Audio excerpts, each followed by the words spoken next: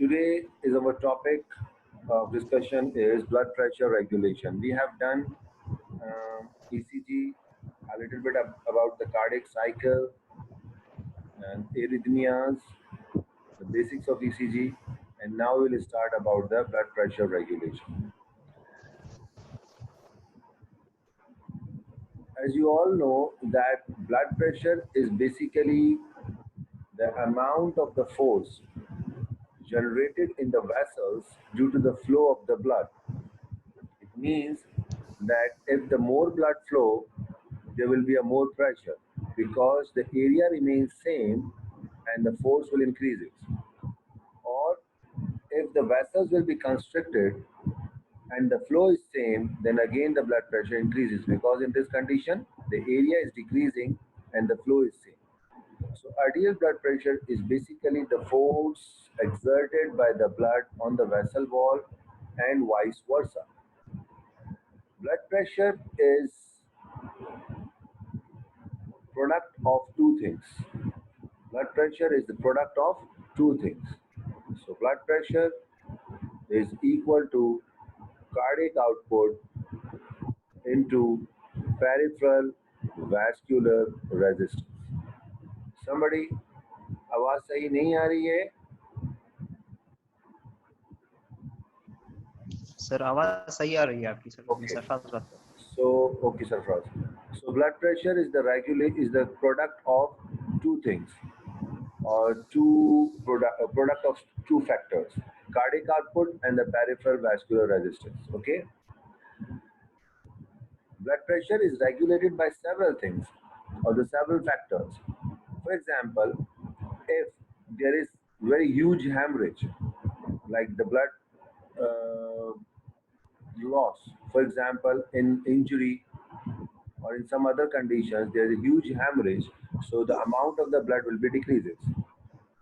When the amount of the blood will be decreases, what I said that the vessels are same, the area is same, but the blood level is decreasing. So this decreasing blood level leads to decreased blood pressure. So the blood pressure is regulated by several interrelated specific functions. Number one, hemorrhage. Survival is the first aim of system. Return the arterial blood pressure immediately to high enough level.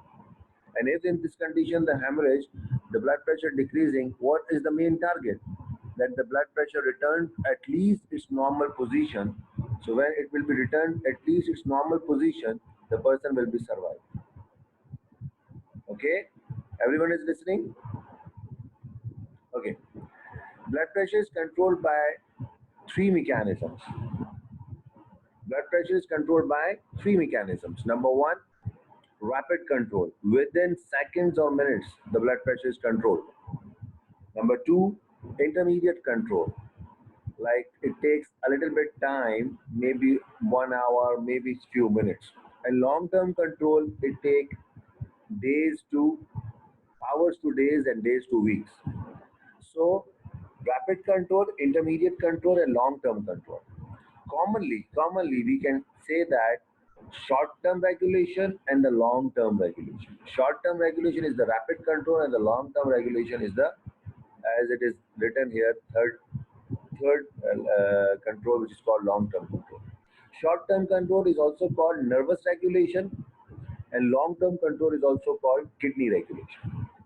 So blood pressure is the product of cardiac output and peripheral vascular resistance. If you increase the peripheral vascular resistance, the blood pressure will increase.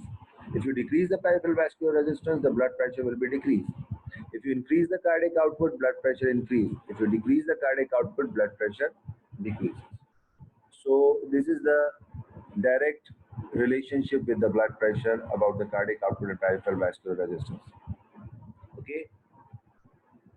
Now, nervous control, as I said, is called the rapid control, and the kidney control is called the long-term control. As it is written here, that the nervous control or the rapid control is baroreceptor, CNS ischemic response, chemoreceptors, and the long-term control we written is as aldosterone and renin-angiotensin aldosterone system. ठीक है? सबको आवाज आ रही है? Hello. Sir आवाज आ रही है आपकी. Okay.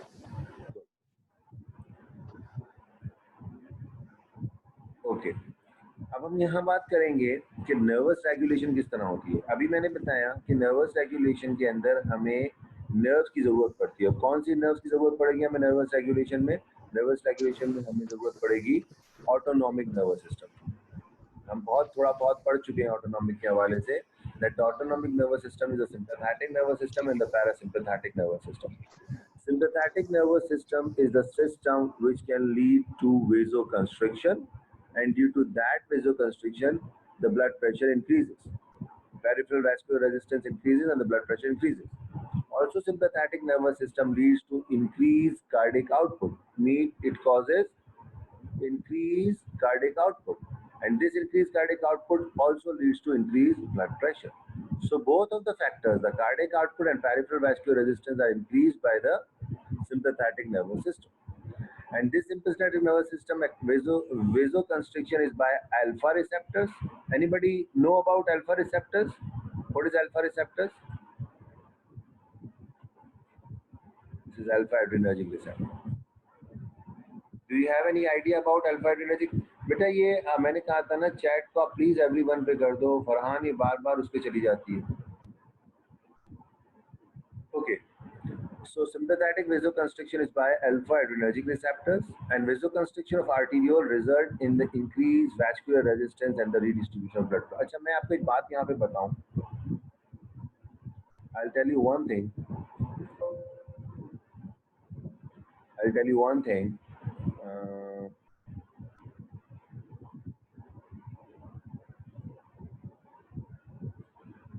Okay. Okay.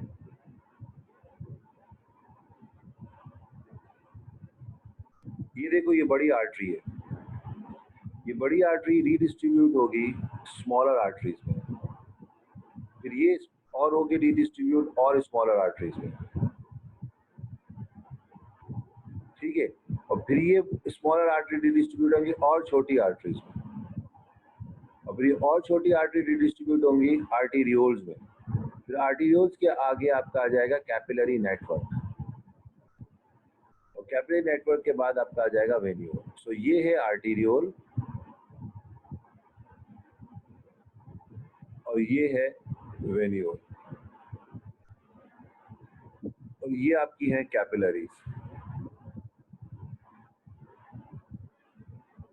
Okay, did you understand what I am writing? जो मेन प्रेशर होता है ना, जो मेन प्रेशर होता है वो होता है इन आर्टीरियोलर लेवल पे। किस लेवल पे होता है? इस आर्टीरियोलर लेवल पे होता है, क्योंकि इस आर्टीरियोलर लेवल पे स्मूथ मसल की जो वॉल होती है वो बहुत थिक होती है और एरिया जो होता है बहुत स्मॉल होता है।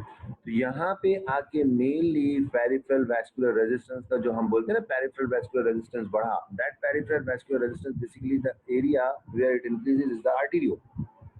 If arterioles are constricted, the blood pressure increases. So ये मेन टारगेट ऑर्गन है आपका आर्टेरियोल, जहाँ पे मेन एक्शन होता है।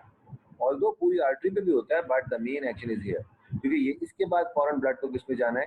कैपिलरीज में जाना है। So vasoconstriction of arteriole result in the vascular resistance, redistribution of blood flow. जाहिर बात है, जब कंस्ट्रिक्शन होगी तो ब्लड फ्लो एक आर्टीरियोल से निकल के दूसरे में, दूसरे से निकल के तीसरे में, तो ये हजारों लाखों के जो आर्टीरियोल्स है सब में ब्लड चला जाएगा और सबके अंदर ब्लड प्रेशर इंक्रीज होगा। Vasoconstriction of veins result in increased circulating blood volume, increased venous return, which subsequently lead to increased ventricular filling and stroke. अब यहाँ पे मुझे एक बात बताओ, अगर ये यहाँ पे मैं vasoconstriction करा दूँ,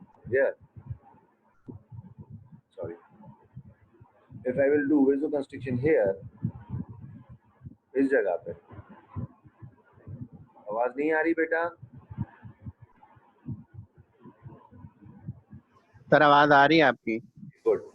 अच्छा, अगर मैं वेन्यूल पे वेसोकंस्ट्रिक्शन कर दूं तो क्या होगा? मुझे सवाल का जवाब दो। आर्टीरियोल पे वेसोकंस्ट्रिक्शन किया तो ब्लड प्रेशर इंक्रीज हुआ, वेन्यूल पे ब्लड वेसोकंस्ट्रिक्शन करूंगा तो क्या होगा? कोई सोच बता सकता है? देखो, पहले वेन्यूल ऐसे थे मोटे मोटे, अब वेन्यूल वेसोकंस्ट्रिक्शन की वजह से ऐसे पतले पतले हो गए, तो क्या होगा? Anybody tell me? बैक जाएगा, गुड गुड, बैक भी जाएगा, ब्लड प्रेशर और इंक्रीज करेगा, और साथ में ये स्ट्रेट हो गई हैं, स्ट्रेट होने से इनकी टोन बढ़ गई है, टोन बढ़ने से इनका वीनस रिटर्न बढ़ेगा। क्यों क्यों कम होगा? वीनस रिटर्न कम नहीं होगा, वीनस रिटर्न बढ़ेगा। देखिए एक फ्लैपी सा पाइप है, जब फ्लैपी पाइप होगा, बिल्कुल फ्लॉपी सा पाइप, तो उसके अंदर जो ब्लड जा रहा होगा वो थोड़ा स्लो होगा और वो इतना हाई प्रेशर का नहीं होगा। अगर उस पाइप को आप थोड़ा कंस्ट्रिक्ट करके स्ट्रेट कर दो तो क्या होगा? वीनस रिटर्न बढ़ेगा। जब वो वीनस रिटर्न बढ़ेगा, क्यों बढ़ेगा? क्योंकि वीनस रिटर्न बढ़ेगा तो आपका कार्डियक आउटपुट भी इंक्रीज होगा, स्ट्रोक वॉल्यूम इंक्रीज होगा।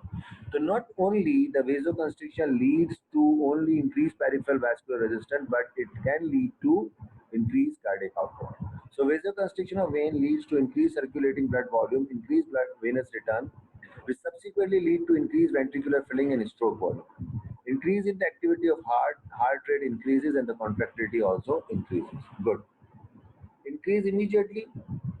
Immediately means yes, it is quick, it is fast, like not very fast as compared to arterial, but it is fast. Parasympathetic play a minor role in the regulation. There is very little role. Why? Because parasympathetic do not have much more nervous supply to the vessels. Parasympathetic की ज्यादातर supply सिर्फ heart पे होती है और heart में भी सिर्फ एट्रिया पे होती है। तो ज्यादा से ज्यादा पैरासिम्पैथेटिक क्या करेगा जी? हार्ट रेट को कम कर देगा। या हार्ट रेट को अगर पैरासिम्पैथेटिक ज्यादा है तो कम हो जाएगा, और उसके कम होने से ब्लड प्रेशर अगर बढ़ा हुआ है तो वो कम हो जाएगा, क्योंकि कार्डियक आउटपुट कम हो जाएगा। और अगर कार्डियक आउटपुट वैसे ही कम है और ब्लड प्रेशर वैसे ही कम है तो पैरासिम्पैथेटिक अपनी सप्लाई कम कर देगा, जिसकी वजह से वो दोबारा रिटर्न पे आना शुरू हो जाएगा। सो पैरासिम्पैथेटिक का role is very little, but it has its role. अच्छा, पैरासिम्पैथेटिक और सिम्पैथेटिक को कंट्रोल करने के लिए हमारे पास मेडुला ऑब्लोंगेटा में there are 3 main centres. Basically it is one main centre, फिर उसके 3 छोटे छोटे पार्ट्स हो जाते हैं, C1, C2, C3। बट हम कहते हैं कि जो है एक कार्डियो एक्सिलरेटरी एरिया होता है, कार्डियो इनहिबिटरी एरिया होता है, एक वेसोडायलेटर एरिया होता है। So basically the vasomotor center, it is called as vasomotor center. We can call as vasomotor center. और vasomotor center हमारा क्या पड़ा, कहाँ पड़ा है? मेडुला ऑब्लोंगेटा में पड़ा। अच्छा, मैंने अभी बताया कि सिंपैथेटिक का ज्यादा रोल है। तो सिंपैथेटिक नर्वस सप्लाई जो है वो मैंने शायद पहले कभी हम डिस्कस किया है, अगर नहीं तो आज सुन लो। सिंपैथेटिक नर्वस सप्लाई जो होती है T1 से लेके L2 तक होती है। कहाँ तक होती है? T1 से लेके L2 तक। ये जो नर्व्स आपको नजर आ रही है ना, सारी सिंपैथेटिक नर्व्स है। ये नर्व्स कौन सी आपको नजर आ रही है? सारी सिंपैथेटिक नर्व्स है। Got my point? यानी कि अगर हार्ट के अंदर अगर कुछ प्रॉब्लम होती है, या वेसल्स के अंदर अगर कोई प्रॉब्लम होती है, तो वेसल्स में भी जो नर्वस सप्लाई आएगी वो सिंपैथेटिक से आएगी और अल्फा एड्रिनर्जिक से आएगी। और अगर आपका हार्ट के अंदर कोई प्रॉब्लम होती है, हार्ट रेट बढ़ाना है या कम करना है, तो वो भी सिंपैथेटिक से आएगी और अल्फा एड्रिनर्जिक रिसेप्टर से आएगी। Got my point? तो इसलिए आपको बताया गया। देखो यहाँ पे अगर आप देखो तो यहाँ पे हार्ट को सप्लाई हो रही है। Blood pressure increase in when, not we can say that it is increase in vein, but yes, the blood flow increases and for a little time आप कह सकते हैं कि venous pressure थोड़ा सा increase हो गया। Okay, so nerves that leave the spinal cord through the thoracic and lumbar spinal nerves, they are called sympathetic nerves. आज ये बात याद रख लो, हम जब autonomic nervous system पढ़ेंगे कभी तब भी पढ़ेंगे कि sympathetic nervous system is coming out from the spinal cord from T1 to L2 nerves, यानी कि thoracic 1 से लेके lumbar 2 तक जितनी nerves हैं, उनसे जो nerves बाहर निकल रही हैं वो कौन से फाइबर लेके निकल रही हैं? sympathetic fibers लेके निकल रही हैं। ऑल्दो इनका कंट्रोल सेंटर जो है वो कहाँ पड़ा है? वेसोमोटर सेंटर में। देखो ऊपर दिखा रहा है कैसे कंट्रोल कहाँ है? वेसोमोटर सेंटर में। Okay, so nerves that leave the spinal cord through the thoracic and the lumbar spinal nerves pass into the sympathetic chain and then into the circulation through। पहले तो आती हैं वेसोमोटर सेंटर्स, इनको control करने वाली जगह है, जो सिंपैथेटिक बर्स्ट भेजेंगे फाइबर्स के, और वो T1 से L2 तक निकलेंगे। देखो दोनों साइड पे निकल रहे हैं, राइट साइड पे और लेफ्ट साइड पे, दोनों side. Specific sympathetic nerves which innervate the vasculature of internal viscera and the heart को सप्लाई करती है। और मैंने अभी बताया, मैं एक गलती कर गया हूँ, मैं दोबारा बताता हूँ, हार्ट को अल्फा नहीं होता, हार्ट को बीटा होता है। Please correct it, that sympathetic supply through beta receptors और beta 1 receptor होते हैं। और यहाँ पे वेसल्स पे alpha 1 receptor. The spinal nerve that innervate mainly the vasculature of peripheral sphincters and the meta arterioles। और जो मेनली सप्लाई होती है ना, वो सप्लाई भी मेनली कहाँ होती है सिंपैथेटिक की? आर्टीरियोल्स पे होती है। कहाँ पे होती है? आर्टीरियोल्स पे। और आर्टीरियोल्स पे भी कहाँ होती है? जहाँ पे आर्टीरियोल किससे मिल रहा है आपका? Where the arterioles is joining the capillaries, इसे कहते हैं मेटा आर्टीरियोलर स्फिंक्टर्स। क्या कहते हैं इसे हम?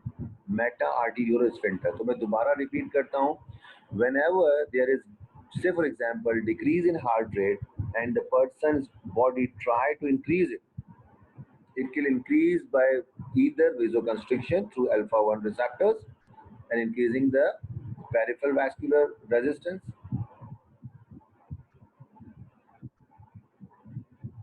okay, increasing the peripheral vascular resistance, और by increasing the cardiac output।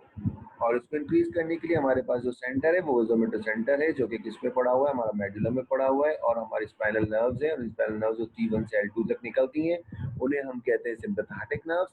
and these sympathetic nerves not only supply the vessels but it also supply the heart। sympathetic nervous supply to the vessel is by alpha 1 receptor and to the heart is by beta 1 receptor। okay, gated, okay, another nervous supply of the sympathetic, which organs? Kidney, gut, spleen and the skin। Vasomotor center, as I told you, it is located in the brain reticular substance of medulla in the lower pons। It transmits impulse to spinal cord, hence sympathetic vasoconstrictor fibers to almost all blood vessels of the body। So मैंने अभी बताया कि ये vasomotor centre है, और ये vasomotor centre जो है ये सप्लाई करता है स्पाइनल कॉर्ड में, और स्पाइनल कॉर्ड में थ्रू सिंपैथेटिक वेसोकंस्ट्रिक्टर फाइबर्स ये बॉडी को सप्लाई करते हैं, almost all organs of the body. But अभी हम बात कर रहे हैं हार्ट की। Everybody is listening? आवाज आ रही है मेरी? हेलो जी सर, आवाज आ रही है आपकी। Good. Now we are talking about, हमने वेसोमोटर सेंटर की बात की, तो वेसोमोटर सेंटर जो है वो तीन, मैंने अभी बताया, तीन एरिया है। एक वेसोमोटर सेंटर को हम कहते हैं वेसोकंस्ट्रिक्टर एरिया। नाम बता रहा है कि यहाँ पे वो चीजें कंट्रोल होंगी जो बॉडी में वेसोकंस्ट्रिक्शन कराएंगे। So vasoconstrictor area, vasodilator area, sensory area. Got my point? अब सेंसरी एरिया, वेसोकंस्ट्रिक्टर नाम शो कर रहा है कि ये वो एरिया है जो कि बॉडी को कमांड भेजेगा कि जी वेसोकंस्ट्रिक्शन कराओ, यानी कि सिंपैथेटिक डिस्चार्ज को बढ़ाएगा। And this is by the norepinephrine which stimulates the vasoconstrictor neuron of the sympathetic fibers। Vasodilator नाम बता रहा है कि जी ये वो एरिया है, this is the area, if it is stimulated it can lead to vasodilation। Fiber from the neuron in this area project upward to vasoconstrictor area and inhibit the vasoconstrictor area। So when the vasodilator area is increasing, is stimulated, it leads to inhibition of the vasoconstriction. तो आप मेरी बात समझने की कोशिश करो। Area भी divide कर दिए गए वेसोमोटर में। वो कैसे डिवाइड कर दिए गए कि अगर जी बॉडी को वेसोकंस्ट्रिक्शन की जरूरत है तो सिग्नल्स के ऊपर डिपेंड करता है। वो सिग्नल्स कहाँ से आते हैं ये हम पढ़ेंगे आगे। और अगर सिग्नल्स बॉडी से ये आए कि जी वेसोकंस्ट्रिक्शन करानी है तो वेसोकंस्ट्रिक्टर एरिया स्टिमुलेट होगा, वो नॉरएपिनेफ्रिन निकालेगा और सिंपैथेटिक नर्वस सप्लाई के थ्रू पूरी बॉडी को वेसोकंस्ट्रिक्शन कराएगा। वेसोडाइलेटर एरिया अगर स्टिमुलेट हो रहा है तो वेसोडाइलेटर एरिया क्या करेगा कि जी वेसोडाइलेटर एरिया वेसोकंस्ट्रिक्शन को इनहिबिट करेगा। कोई वेसोकंस्ट्रिक्शन नहीं होगी, यानी कि डायरेक्टली वेसोडाइलेशन नहीं कर रहा है। ये बात नोट करने की, ये वेसोकंस्ट्रिक्टर एरिया को इनहिबिट कर रहा है। So if vasoconstrictor area is inhibiting it means it leads to vasodilation. Sensory area क्या है? Receive sensory nervous signal from the vagus and glossopharyngeal. अच्छा, आपका क्वेश्चन ये होना चाहिए कि सर हार्ट से और वेसल से ब्रेन को पता कैसे चलेगा, ये टूवर्ड्स ब्रेन कैसे इंपल्सेस जाएंगे? तो जनाब ये दो नर्व के थ्रू जाएंगे। एक होगा 9th क्रेनियल नर्व ग्लॉसोफेरेंजियल और एक होगा 10th क्रेनियल नर्व जिसे हम कहते हैं वेगस। तो दो नर्व्स हैं जो हार्ट से ये इंपल्सेस लेके जाती हैं या वेसल से। ये भाई आपका ब्लड प्रेशर बढ़ रहा है, आपका ब्लड प्रेशर बढ़ रहा है या कम हो रहा है। और ये दो नर्व्स कौन सी हैं आपकी? वेगस नर्व और ग्लॉसोफेरेंजियल। तो अभी तक बात यहाँ से समझ में आई कि जी whenever there is increase or decrease in the blood pressure, the sensory impulses are taken up by glossopharyngeal nerve and the vagus nerve to the sensory area of the vasomotor center, and when it is sent to the vasomotor center, it depends if blood pressure is increased vasodilator area is stimulated and there will be a vasodilation. If if the blood pressure is decreasing, vasoconstrictor area is stimulated and it can lead to increase in blood pressure. मेरी बात दोबारा सुनो. अगर blood pressure increase होगा तो vasodilator area stimulate होगा. अगर blood pressure decrease होगा तो vasoconstrictor area stimulate होगा. और ये impulses जो लेके जाती हैं ये nerves वो होती हैं baroreceptors के from baroreceptors और इसे हम कहते हैं baroreceptor reflex. क्या कहते हैं इसे हम? Baroreceptor reflex. So my question is, how many control of the blood pressure in the body? Mainly two. Which two? Name quickly. Name two control. Quickly name two controls of the blood pressure. Hello.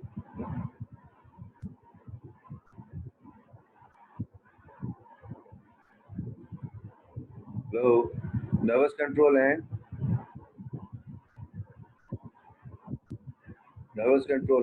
next control.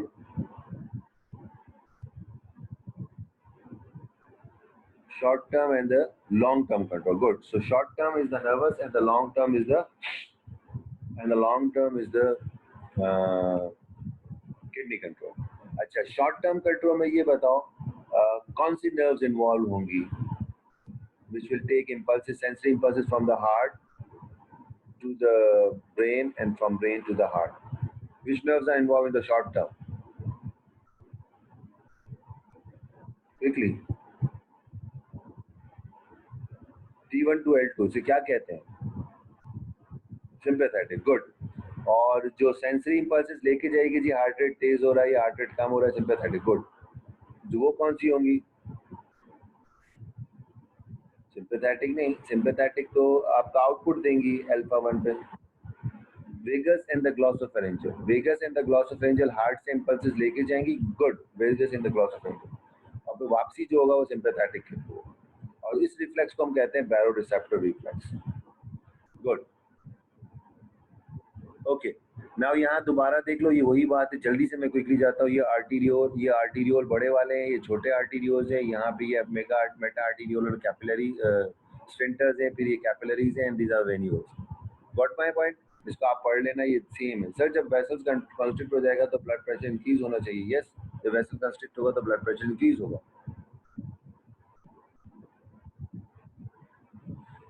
Sympathetic vasoconstrictor system and is controlled by the central nervous system. Okay, अभी हम दोबारा से जल्दी से एक उसमें पढ़ते हैं. Sympathetic nervous fiber to the heart increase heart rate, हमें पता है, and contractility when stimulated. ठीक है, heart rate भी increase होगा, contractility भी increase होगी. Whereas the impulses from the vagus nerve parasympathetic nerve fiber decreases the heart rate. और अगर वेगस नर्व की सप्लाई होगी. अच्छा, एक और बात बता दूं यहाँ पे मजेदार, तुम लोग ये कंफ्यूज हो जाते हो. Vagus nerve is not only the nerve. दोबारा सुन लो, वेगस नर्व है बेटा. It is a vagus nerve. It is a vagus nerve. Roll number 99. It is a vagus nerve. मैं यही बात बताने जा रहा था. देखो, वेगस नर्व एक वो वेगस नर्व ना सिर्फ not only it will take impulses from baroreceptors to the brain कि जी ये चीज हो रही है, but it is also parasympathetic nerve. तो ये जब ब्रेन से वापस हार्ट में आएगी तो ये पैरासिम्पैथेटिक फाइबर्स लेके आएगी. तो वेगस नर्व और ग्लॉसोफेरेंजियल नर्व डुअल नेचर की हैं. ये ना सिर्फ सेंसरी है बल्कि ये मोटर भी हैं. जो सेंसरी फाइबर्स ये लेके जा रही हैं कि जी ब्लड प्रेशर कम हो रहा है या बढ़ रहा है, और जो मोटर इंपल्सेस लेके आ रही है वो लेके आ रही है हार्ट पे, और ये पैरासिम्पैथेटिक मोटर इंपल्सेस लेके आ रही है. Vagus and the glossopharyngeal both. तो ये बड़ी मजेदार बात है कि वेगस नर्व अगर हार्ट से या वेसल से कोई चीज लेके जा रही है, ये कहाँ जा रही है? ब्रेन में. तो इसे हम क्या कहेंगे? सेंसरी. ये क्या हो गई? सेंसरी. और जब ब्रेन से हार्ट में आ रही है तो ये क्या हो गई? पैरासिम्पैथेटिक. ये बड़ी मजेदार बात है. सो अब दोबारा सुनो, मैं जुमला पढ़ रहा हूँ. Sympathetic nerve fibres to the heart increase heart rate, okay, and contractility when stimulated. जब ये स्टिमुलेट होती है तो हार्ट रेट भी बढ़ता है, कॉन्ट्रैक्टिलिटी भी बढ़ती है. हार्ट रेट क्यों बढ़ता है? बीटा 1 रिसेप्टर्स है ऐसे नोड पे, वो स्टिमुलेट हो जाते हैं. कॉन्ट्रैक्टिलिटी क्यों बढ़ती है? कि फोर्स ऑफ कॉन्ट्रैक्शन इंक्रीज होती है, बीटा 1 कहाँ पड़े हैं आपके वेंट्रिकल में भी पड़े। जबकि वेगस नर्व क्या करती है, अगर वो हार्ट पे वापस आ रही है तो वो जो मस्कुलिनिक रिसेप्टर्स हैं एसए नोड पे उनको स्टिमुलेट करेगी और हार्ट रेट को कम करेगी। So vagus nerve is parasympathetic nerve as well as sensitive, इसके अब दोनों कैरेक्टरिस्टिक। ओके, एक्टिविटी कहाँ कंट्रोल होती है, रेटिकुलर सब्सटेंस में, हाइपोथैलेमस में और सेरेब्रल कॉर्टेक्स में। सो सिर्फ वेजोमोटर सेंटर अकेला कंट्रोल सेंटर नहीं है, बल्कि वेजोमोटर सेंटर को भी वेजोमोटर सेंटर है, इसको भी कंट्रोल करने के लिए ऊपर कौन पड़ा है, हाइपोथैलेमस। हाइपोथैलेमस से भी ऊपर कौन पड़ा है, सेरेब्रल कॉर्टेक्स। मगर जो हमारा हार्ट से डायरेक्ट कांटेक्ट होता है वो यहाँ से लूप बनता है, हार्ट से वेजोमोटर सेंटर और वेजोमोटर सेंटर से heart.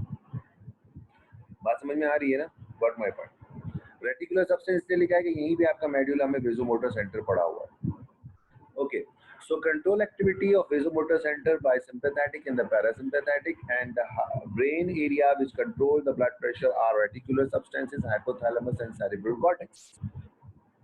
While the adrenal medulla also has some role in control of the rapid control. क्यों? Adrenal medulla का क्या रोल होगा? पता है adrenal medulla कहाँ होता है? Anybody know what is adrenal medulla, where it is? Anybody can tell me? What is adrenal medulla and where it is located? And what is the role? Yes, it is above the kidney, not hindbrain. It is adrenal medulla. It is not medulla oblongata. It is above the kidney. Yes, it is a small gland which is located just above the kidney, and this adrenal medulla, and this adrenal gland has two parts: adrenal cortex and adrenal medulla. Adrenal cortex secrete glucocorticoids, while adrenal medulla secrete catecholamines. मेरे words को सुनो. Cortex releases glucocorticoids and mineralocorticoids, while adrenal medulla, which is the inner part of the adrenal gland, and adrenal gland is just above the kidney, so adrenal medulla secrete catecholamines. Catecholamines are epinephrine and norepinephrine. और epinephrine और norepinephrine का दोनों जो action है वो same है, sympathetic है। तो सिंपैथेटिक नर्वस सिस्टम ना सिर्फ आपके T1 L2 से निकलता है, बल्कि सिंपैथेटिक नर्वस सिस्टम नहीं, ना सिर्फ बल्कि एपिनेफ्रिन और एपिनेफ्रिन एड्रिनल मेडुला से भी निकलते हैं। तो अगर ये डायरेक्टली एड्रिनल मेडुला से निकलेंगे तो ये भी आपका क्या करेंगे, ये भी आपको सिंपैथेटिक की तरह एक्शन करेंगे। अगर अभी समझ में नहीं आ रहा तो एड्रिनल मेडुला को रहने देते हैं, बस इतना याद रखो कि यहाँ से भी क्या निकलते हैं आपके एपिनेफ्रिन और नॉरएपिनेफ्रिन, और जाहिर बात है जब वो यहाँ से निकलेंगे तो वो आपके हार्ट पे और वेसल्स पे जाके उसी तरह एक्ट करेंगे। तो अभी हमें इतना समझना है कि वेजोमोटर सेंटर को कंट्रोल करने वाला सिंपैथेटिक नर्वस सिस्टम जो है वो वेजो कंस्ट्रिक्शन कराएगा, हार्ट रेट इंक्रीज करेगा, कॉन्ट्रैक्टिलिटी इंक्रीज करेगा, जबकि वेगस नर्व अगर वापस आ रही है हार्ट पे तो वो क्या करेगी, हार्ट रेट को डिक्रीज करेगी। Got my point? आगे चलते हैं। So the entire vasoconstrictor and cardioaccelerator function of the sympathetic nervous system, ये दो वर्ड है, entire vasoconstrictor, sympathetic vasoconstriction कर रहा है और sympathetic heart rate को तेज कर रहा है, तो ये cardioaccelerator भी है, are stimulated as a result at the same time their reciprocal inhibition of normal parasympathetic। तो ये तो कॉमन सेंस है कि जब sympathetic इंक्रीज होगा तो parasympathetic क्या हो जाएगा, डिक्रीज हो जाएगा। क्यों? सिंपैथेटिक हार्ट रेट तेज करेगा, सिंपैथेटिक वेसोकंस्ट्रिक्शन करेगा। अगर साइमल्टेनियसली पैरासिम्पैथेटिक हार्ट रेट को कम करने की कोशिश करेगा तो कोई नेट रिजल्ट आएगा ही नहीं। तो इसलिए जब सिंपैथेटिक स्टिमुलेट होगा तो आपका हार्ट रेट क्या हो जाएगा, इनहिबिट हो जाएगा। So sympathetic nervous system that stimulated at the same time there is reciprocal inhibition of the normal parasympathetic vagal inhibitory fiber. As a result, three changes occur. अगर sympathetic nervous system stimulate हुआ है तो तीन changes हो रही है भाई। कौन कौन सी तीन चेंजेस हो रही है अभी बता चुका हूँ 4-5 दफा। आर्टीरियोलर कंस्ट्रिक्शन, सही, large vessel constriction specially veins, increase circulating blood volume and venous return, increase cardiac contractility and stroke volume, increase arterial pressure. Direct stimulation of the heart, increase the heart rate and contractility. So number 1, arteriolar constriction.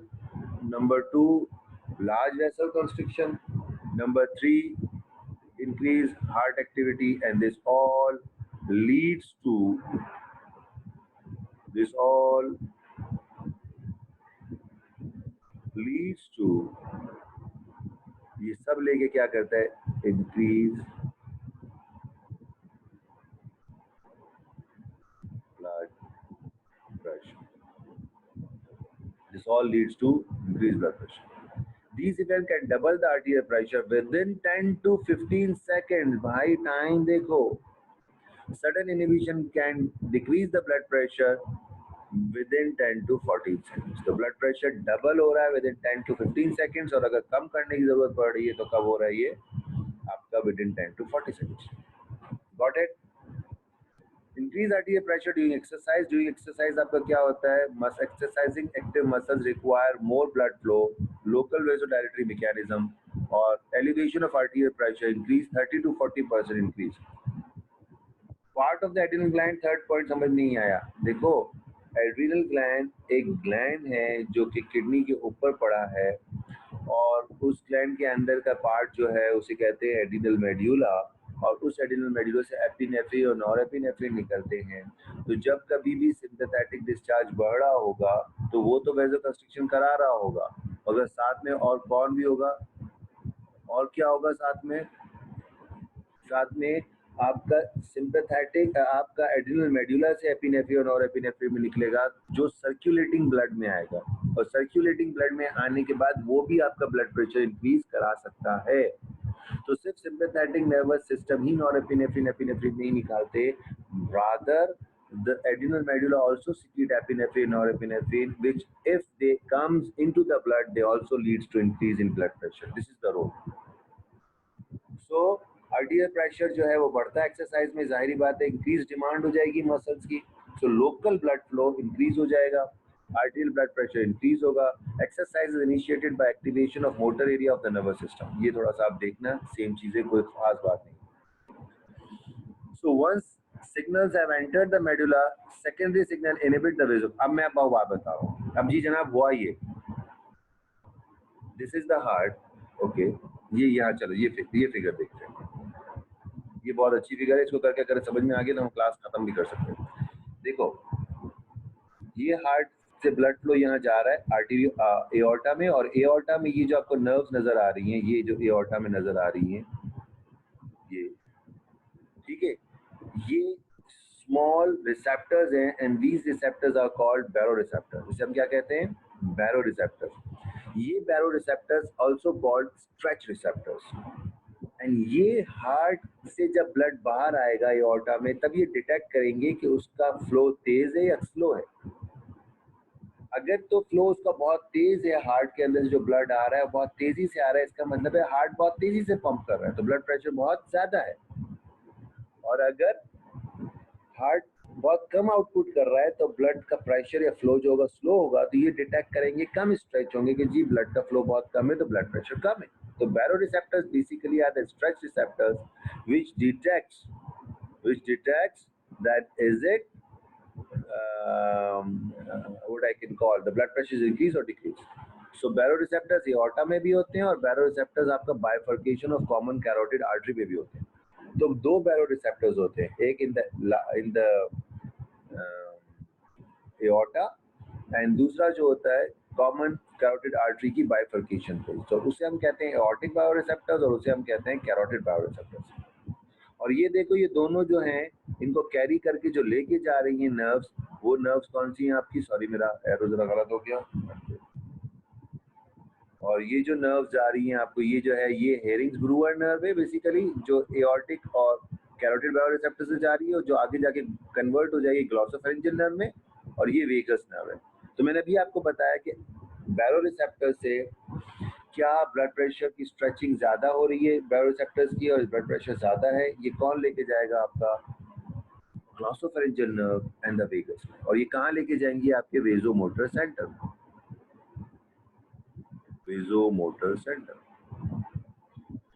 Vasomotor centre मैंने अभी आपको बताया कि vasomotor centre के अंदर तीन area है, वेजो constrictor, वेजो dilator और सेंसरी. ये सेंसरी में लेके गई, अब वहाँ डिसाइड होगा कि ब्लड प्रेशर ज्यादा है तो वेजो कंस्ट्रिक्टर इनहिबिट हो जाएगा और वेजो डायलेटर स्टिमुलेट हो जाएगा. अगर ब्लड प्रेशर कम है तो वेजो कंस्ट्रिक्टर एरिया स्टिमुलेट हो जाएगा. तो हम पढ़ते हैं इसको.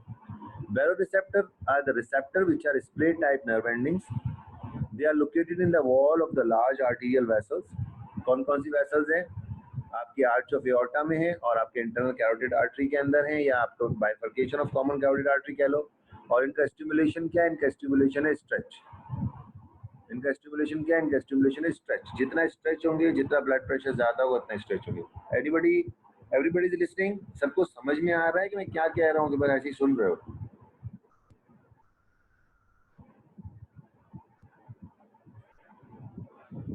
So what is baroreceptors? जल्दी क्विकली आंसर दो मुझे। लिखा हुआ है, देख सकते हो, वरना क्विकली खुद से दो तो बहुत बेहतर है। What is baroreceptors? Spray type endings, but pressure detectors कहाँ होते हैं?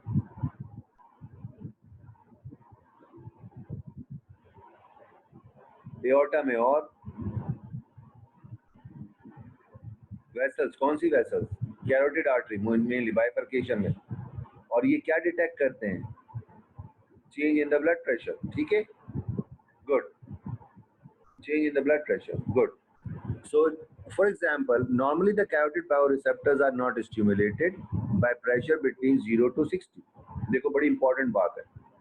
Above 60 millimeters of mercury, they respond progressively more and more rapidly and reach the maximum at about 180 millimeters of mercury. बड़ी important बात है।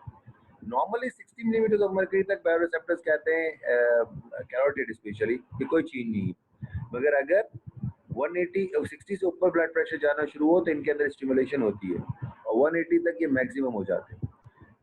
Aortic baroreceptors behave similarly but operate at pressure 30 millimeters of mercury higher than the carotid. यानी कि अगर 210 तक भी जाएगा तो आपका कैरोटिड आवाज नहीं आ रही?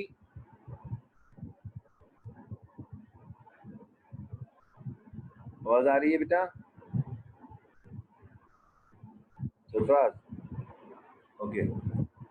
So it means that the carotid baroreceptors and the aortic baroreceptors, they both are same. ये थोड़ा बहुत डिफरेंस है इनके अंदर ब्लड प्रेशर का, कभी डिटेक्ट करते हैं। हम पाथवे पढ़ चुके हैं, मैं बता चुका हूँ कि internal carotid artery transmit impulse to the Hering's nerve और Hering and the hearing nerve will convert into glossopharyngeal, आप पिक्चर में देख सकते हो। और एओर्टिक जो है वो कहाँ से इम्पल्स लेके आ रहे हैं? एओर्टिक इम्पल्स लेके आ रहे हैं आपके एओर्टिक से इम्पल्स आ रहा है आपका वेगस नर्व के थ्रू, और ये भी कहाँ खत्म हो रहे हैं? आपके वेसोमोटर सेंटर में। सो अगर ब्लड प्रेशर ज्यादा होगा तो कौन सा एरिया स्टिमुलेट हो जाएगा? अगर ब्लड प्रेशर ज्यादा होगा, if the blood pressure is increased, which area will be stimulated? Vasodilator. And it will inhibit which area? It will inhibit which area?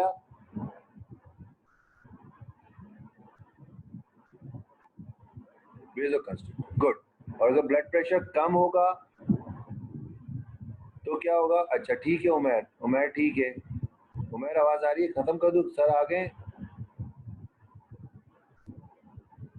Hello hello. So thank you very much and inshallah we will meet next time. Okay, Allah Hafiz.